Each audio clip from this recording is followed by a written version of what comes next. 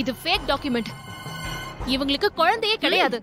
போன வாரம் கூட கோவில்ல இவங்க ஸ்டாஃப் ஒருத்தவங்க கல்யாணத்துக்கு வந்து தாலி எடுத்து கொடுக்கும் போது இவங்களுக்கு குழந்தை இல்லைன்னு அவமானப்பட்டு தாலி எடுத்து கொடுக்காம திரும்ப வந்துட்டாங்க.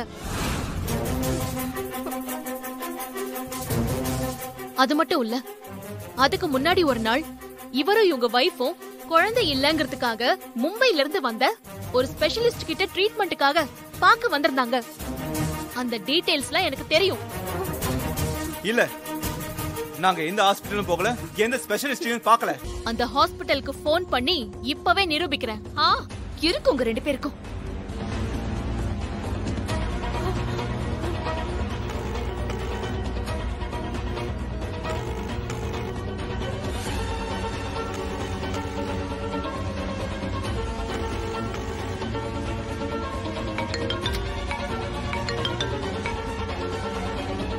ஹலோ. ஹலோ டாக்டர், நான் துர்கா பேசுறேன். சொல்லுங்க துர்கா. இல்ல, 18ஆம் தேதி மும்பைல இருந்து குழந்தை இல்லாதவங்களுக்கு ஆலோசனை வழங்க ஒரு ஸ்பெஷலிஸ்ட் வந்திருந்தாங்கல்ல? ஆமா, வந்திருந்தாங்க.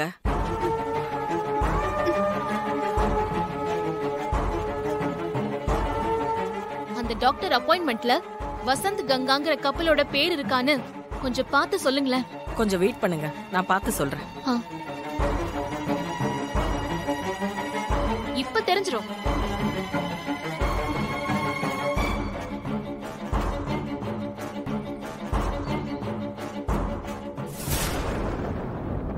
ஹலோ துர்கா. ஹலோ. சொல்லுங்க டாக்டர். நீங்க சொன்ன கங்கா வசந்த்ங்கிற பேரு அப்பாயின்மெண்ட் லிஸ்ட்ல இல்லையே.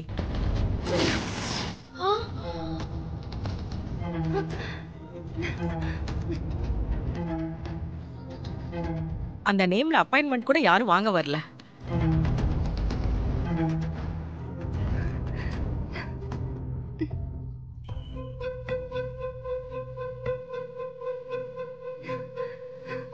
கங்கா ஆசிரி வந்து பிரச்சனை பண்ணிட்டு போறாங்கன்னு எனக்கு ஃபோன் பண்ணதும் நான் இப்படி ஏதாவது நடக்கும்னு நினைச்சு டாக்டர் கிட்ட பேசி டாக்டரை கரெக்ட் பண்ணது நல்லதா போச்சு. இப்போ என்ன சொல்றீங்க சார்? டாக்டர் ஏன் இப்படி சொல்றாங்கன்னு எனக்கு தெரியல. இதோ இந்த சிஸ்டர் இருக்காங்கல்ல, இவங்களுக்கு எல்லாமே தெரியும். ஆசிரமத்துல இருந்து அந்த குழந்தைய இவங்களுக்கு கொடுத்ததே இவங்க தான். சிஸ்டர், நீங்க உண்மையை சொல்லுங்க, குழந்தை யாரோடது? வசந்த், கங்கா, உங்ககிட்ட குழந்தைய ஒப்படைக்கும் போது நான் என்னன்னு சொல்லி ஒப்படைச்சேன்? பெத்தவங்க வந்து கேட்கும் போது அவங்க கிட்ட குழந்தைய ஒப்படைக்கணும்னு சொல்லி தானே கொடுத்தேன். ஆமா, நீங்க எப்போ எங்க கிட்ட குழந்தைய ஒப்படைச்சீங்க?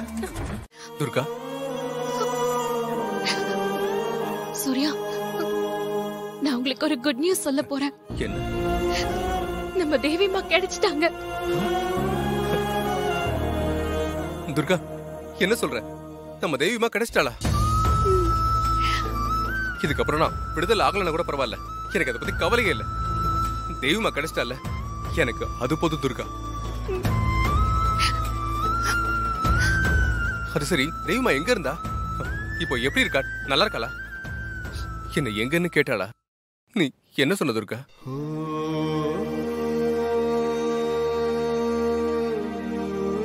துர்கா, என்னாச்சு துர்கா? தெய்வமாக்கு ஏதாவது பிரச்சனையா? ஏன் உன் முகம் வாடி இருக்கு? தேவிமா இருக்கிற இடம் தெரிஞ்சிருச்சு. ஆனா அவங்கள வீட்டுக்கு கூட்டிட்டு வர முடியல சூர்யா. என்ன சொல்ற துர்கா? தெய்வமாவை வீட்டுக்கு கூட்டு வரதுல அப்படி என்ன பிரச்சனை? எங்க இருக்காங்க துர்கா? வசந்த் கங்கான்னு ஒரு கப்பலோட வீட்ல இருக்காங்க.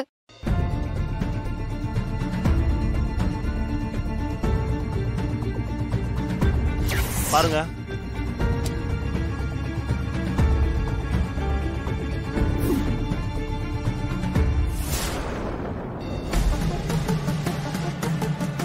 நீங்க சொல்ற இடத்துல மச்சம்லாம் இல்ல.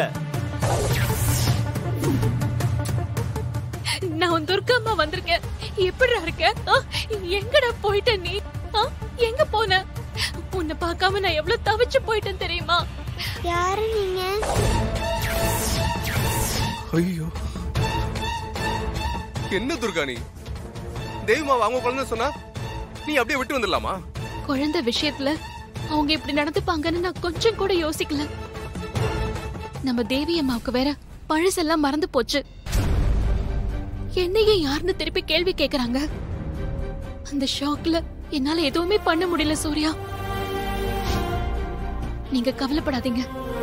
நம்ம தேவி மாவுக்கு பழசெல்லாம் ஞாபகம் வர வச்சு நாம 2 பேரும் தான் அவங்க அப்பா அம்மான்னு தேவி மா வாயாலேயே சொல்ல வச்சு தேவி அம்மாவை நம்ம வீட்டுக்கு கூட்டிட்டு வந்துருவேங்க. எனக்கு அந்த நம்பிக்கை இருக்கு. என்ன நம்புங்க சூர்யா. தேவி அம்மா இப்போதைக்கு ஒரு நல்ல இடத்துல தான் இருக்காங்க. அது வரைக்கும் கொஞ்சம் நிம்மதியா இருக்கு. ஆனா கூடிய சீக்கிரம் நான் தேவி மாவை நம்ம வீட்டுக்கு கூட்டிட்டு வந்துருவேங்க. என்னால உனக்கு ரொம்ப கஷ்டம் துர்கா. நீ என்ன கல்யாணம் பண்ண நாள்ல இருந்து என்னால உனக்கு எந்த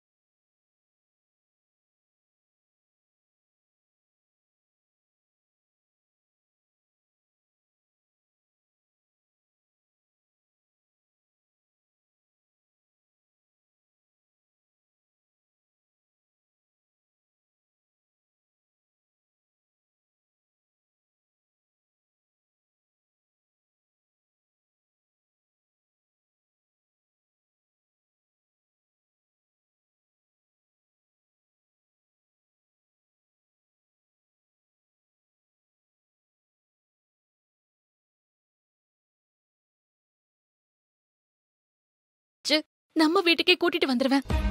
நம்ம எல்லாரும் சந்தோஷமா இருக்கலாம். உன்னோட வார்த்தை தான் துர்கா எனக்கு ரொம்ப ஆறுதலா இருக்கு.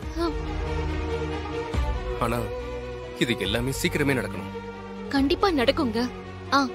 அப்புறம் மினிஸ்டர் பையன் கேஸ்ல முதல்ல போஸ்ட்மார்ட்டம் பண்ண டாக்டர் சண்முக சுந்தரம்னு நான் சொன்னேன்ல, அவரோட போட்டோவை நான் கலெக்ட் பண்ணிட்டேங்க.